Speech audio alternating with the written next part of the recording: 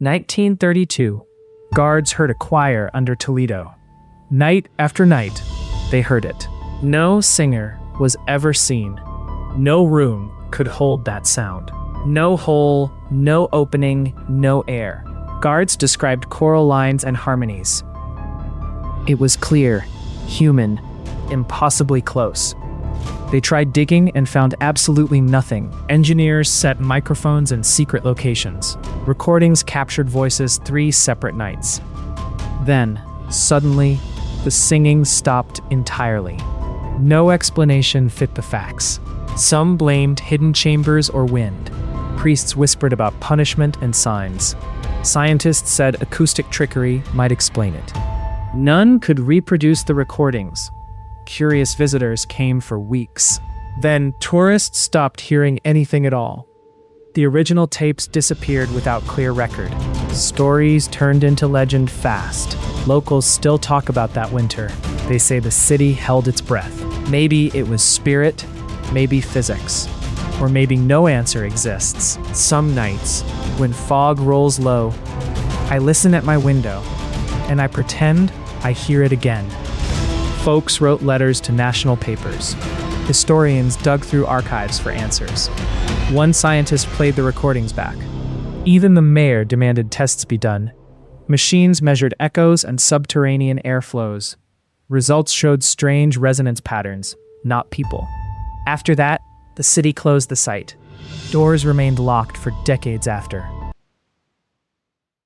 The letter sat sealed since 1547. It lived inside Spain's National Archive. Its wax cap never broke. It carried Cardinal Juan Martinez Silicio's name. Historians finally opened it decades later. They found one underlined sentence: "No one must ever enter the chamber below the altar." Official diagrams show nothing beneath that altar. There was no hidden room then, and there is none now. So why did the cardinal underline it? Maybe it was a warning to someone. Maybe it was a lie. Or maybe the chamber moved. Old buildings shift over long centuries. Maps and plans can disappear. Clerks copy errors into official records. Or someone erased a doorway. The handwriting is careful and sharp. The underlined line looks urgent. There are no exclamation marks. It contains just that single sentence. When you read it, you expect more. But the rest is ordinary notes. So the mystery sits like a weight. Archivists argue in hushed rooms. They write reports and point to maps. Scholars pull up church plans from 1600. Some say the cardinal hid something valuable. Others think he hid people. There is no firm proof yet. The letter is a cold clue. It refuses to speak more. You can sense the choice inside. A man decided secrecy mattered more than truth. Then he signed the letter. Now the sealed phrase sits in amber. This story vanished from newspapers for a century. It appeared briefly in early 1915 editions. They reported a minor excavation outside Toledo. Workers uncovered carved stone steps heading downward. They followed them until the air felt colder. Officials halted the dig immediately, no explanation given. After that, the site vanished from every report. Pages were cut, or notes were labeled secret. Yet eyewitnesses kept telling the same story. They swore they saw a sealed metal door below. It wasn't medieval or Roman, witnesses insisted. One worker described a metal seam in the rock. Another swore the hinges were unlike anything known. No official photos made it into archives. Some local files were stamped restricted or missing. The whole episode faded from public memory. They couldn't locate the original site coordinates. Archaeologists debated the find for decades. Some suggested ancient builders older than Rome. Others warned the evidence was too thin. Still, the sealed metal door keeps appearing in stories. A century later, questions outnumber answers. Who ordered the silence is the main mystery. If the door was real, what lay beyond? Old papers give hints, not proof. Someone needs to reopen that forgotten trench. Careful teams using modern methods could finally answer. Until that happens, the door stays a rumor, and the old clippings keep repeating the same line. A stairway down, a sealed metal door, then silence. The door wasn't metal, scientists say.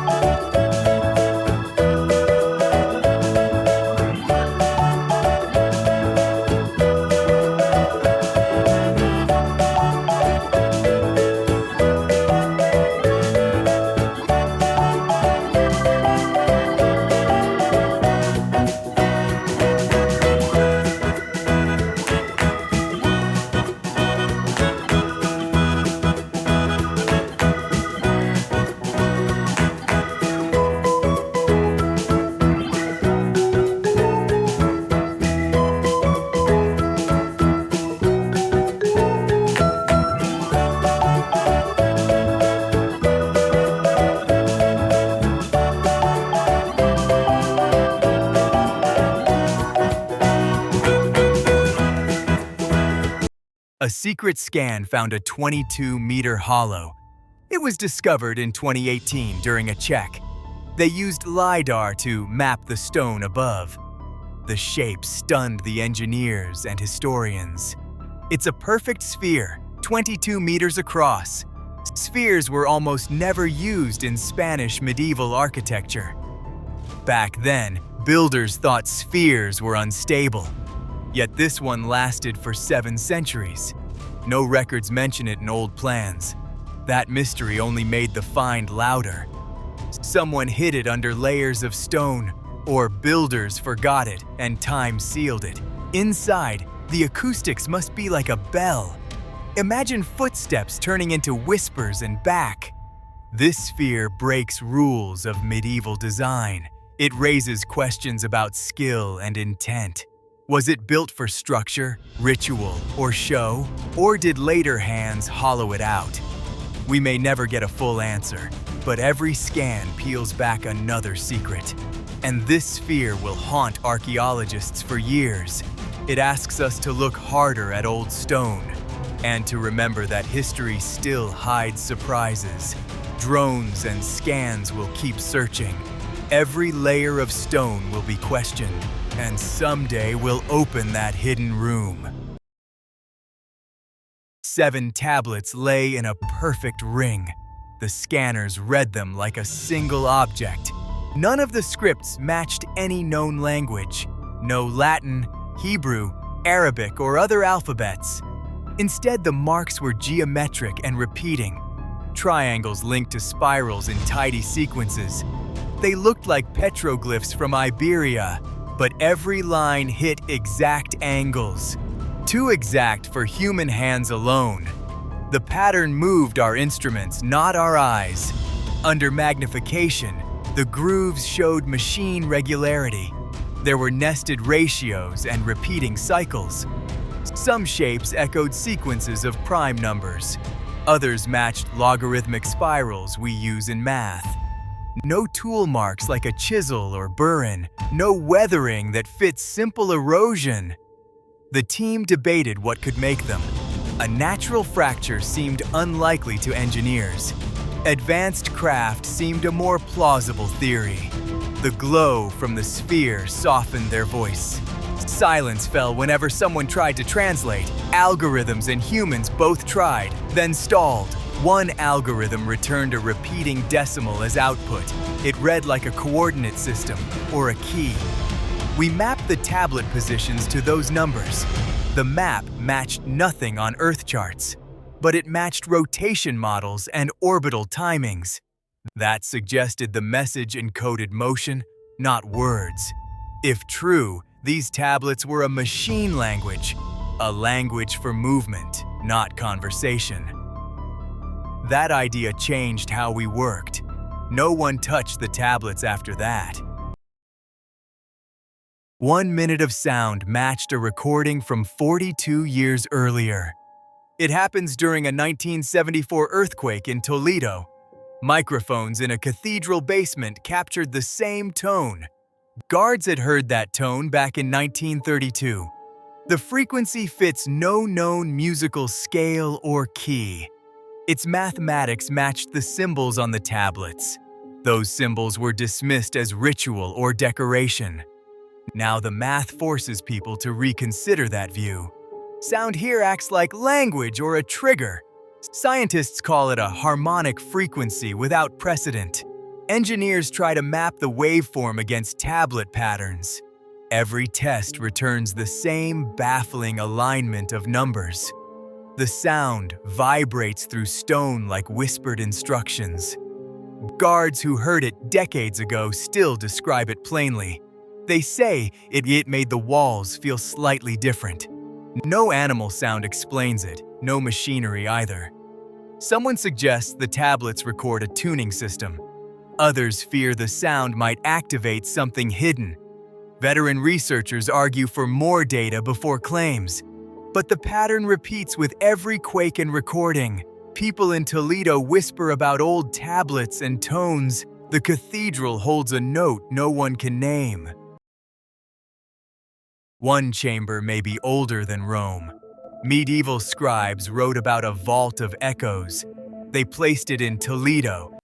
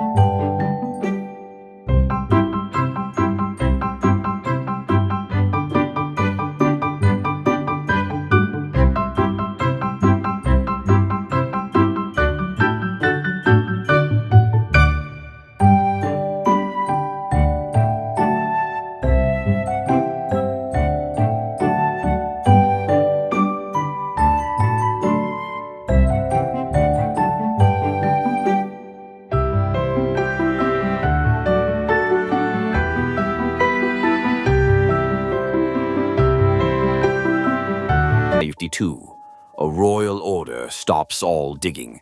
The decree stays hidden in the archives. Most copies get quietly burned. Only one line stays legible. It reads, "What sleeps there must not be disturbed." No one will say what that means. Workers avoid the ground near the cathedral. Tools sit unused at the fence. Dogs howl sometimes in the square. A night watchman quit last month. He swore he heard footsteps under stone. Officials call it rumor and superstition, but records show workers died while digging. No bones were ever publicly found. Strange markings appear on the walls. They look older than the cathedral itself. Scholars argue and then stop talking. The decree stays sealed and the reason redacted. So one phrase survives the censors. It says not to wake whatever sleeps. People keep arguing every year, but the ground keeps its secret, a low knocking like a chain dragged on stone. People sleep poorly for many nights. The cathedral bells ring with shaky hands. No one climbs to the crypt anymore. The scroll smells of wax and old smoke. Nobody touches it without gloves because we learn to respect some silences. But respect here feels a lot like fear, so the question stays open. What sleeps there must not be disturbed. Multiple priests refuse to enter the cathedral crypt. Records list their signatures and dates. The notices are formal and strangely short. They say the same thing over and again. They hear voices late at night near the altar. They do not sound like singing or prayer. The languages do not match any known tongue. The voices repeat one sentence without variation. They say, "Debajo, no entrées," in a whisper. Some priests feel a cold under the floorboards. Others taste metal in their mouths after shifts. New priests sent to inspect come back pale. They write brief notes and resign. The church bolts the crypt doors repeatedly. Authorities place plates over the entranceways. The plates do not stop the whispering. Neighbors begin reporting whispers at dusk and midnight. Visitors say the sounds travel through old stone. Caretakers awake to the same phrase again and again. Phones record silence when played back for investigators. Microphones pick up nothing but background hum. Yet people swear they hear it plainly nearby. The source seems to move under the altar. Sometimes the sound comes from the drains below. No expert can match the syllables to a language. The priests leave warnings in neat, urgent hand. Their final line is short and clear. "Do not descend," the note says. The church keeps the doors locked indefinitely now, yet the whispering continues, unchanged and persistent.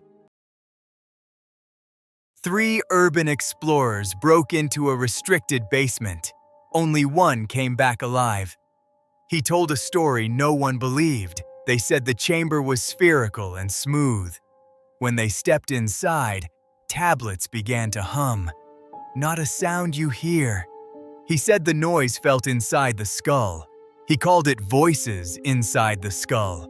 The footage they shot is shaky and brief. The audio track has something strange, high-pitched tones under the footsteps. He tried to leave with them. The doors were locked from the inside. They tried to force the tablets off. One man grabbed a tablet and screamed. His voice changed into layered sounds. Then the recording cuts to static.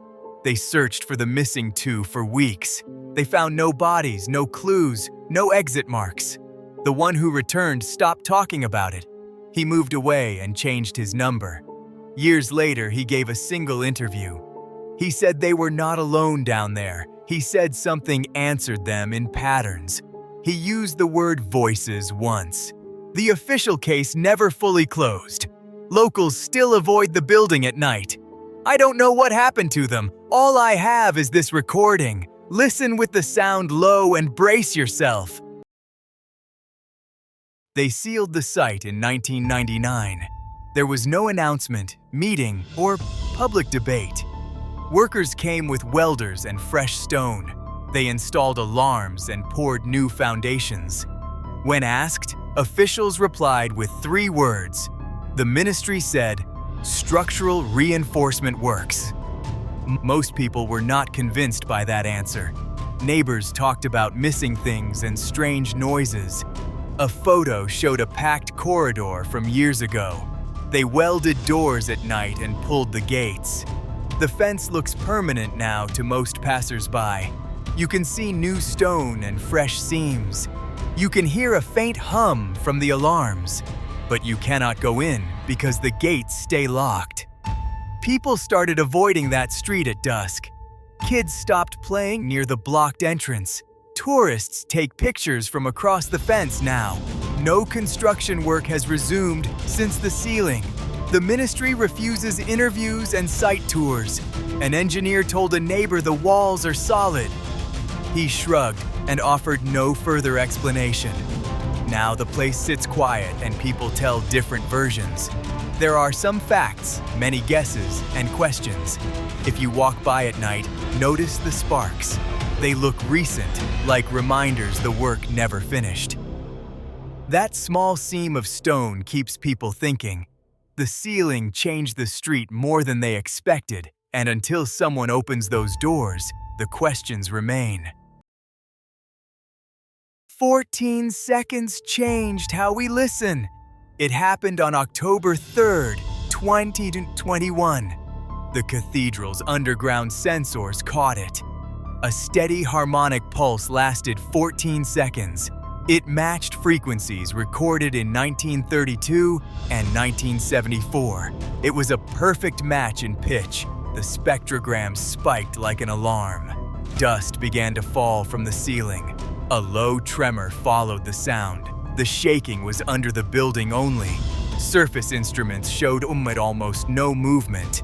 Only the subterranean sensors registered the quake. People inside felt a weird, slow roll. No loud crash, no visible breakage. Historians checked old records immediately. They found the same tone in 1932. They found it again in 1974. 3 events, the same frequency each time. No clear cause appeared in the files. Seismologists came to study the data. It stayed focused beneath the cathedral's nave. Pipes and tunnels nearby showed no disturbance. Not random noise, not traffic rumble. The pattern looked deliberate or organized. That idea made everyone more uneasy. City officials closed parts of the church. Engineers set up more sensors the next day. They recorded more small pulses afterward. None matched the original 14-second tone. No one can say what under the city woke. We only have the recordings and the dust, and the memory of a cathedral that shivered. Scientists still argue about what it means. But the records are clear and strange. 14 seconds left a mark underground. We still hear it in the charts. The map matches charts from 900 BCE exactly. A historian noticed the match last month. He compared the chamber layout to Phoenician star maps. Every passage aligns with a celestial line. At the center sits a spiral symbol. Ancient languages translated as return or awakening. That changes how we should read the site. A vault beneath Toledo might not be a tomb. It could be a device built to do something, or it could be a warning left by others. If it's a machine, someone knew star cycles then. If it's a warning, we missed the message. Either way, our next steps change. Modern instruments could test its function quickly, but excavation risks triggering whatever is inside. They never told you this about Toledo. Romans, Visigoths, Muslims, Christians all reused the same ground. Each conqueror stacked on top of earlier ruins. But the first layer may not be human. Under the cathedral sits an engineered acoustic chamber. It is built to hold sound and pressure. Stone curves into cavities tuned like organ pipes. Voices change when you stand above that floor. Prayers bend and bells sound off to visitors. Archaeologists found channels cut deep into bedrock. They found hollow cavities tuned like musical tubes. No one knows who first carved those stone shapes. No inscription claims credit for that work. The device stores something, maybe sound or pressure. On certain nights, low tones rise through floors. People wake with headaches and odd dreams. Dogs refuse to enter some alleys at dusk. Priests stopped ringing bells at strange hours. They sealed chambers and whispered rules to new clergy. Old caretakers claim the first builders were not human. Maybe engineers or something older we don't understand. The safe choice is simple. Leave certain stones and doors undisturbed and closed. We stand on layers we did not make. And sometimes old things wake without asking permission. So when you see light on stone, remember this. Some foundations keep memories that feel like warnings. It's better to leave certain stones alone. 3 institutions denied the claim without pause. The Spanish government denied the chamber's existence. The church denied the whispers people reported. Archivists said the records show no door. But the sound kept coming. It arrives like a long note bow. Then a pause and then another pulse. The pulses grow faster at night. Machines record spikes that make no sense. One tech hears it through concrete. He smiles at first when it's quiet, then his hands start to shake. A recorder fails during playback. Microphones pick up a tone below hearing. It doesn't match any known instrument. People bring wagons and bulldozers. They test soil and stone. Every test reads normal, nothing out of place. But the pulses don't stop. Some nights the village hears a deep thud. No one sees anyone leave the sphere.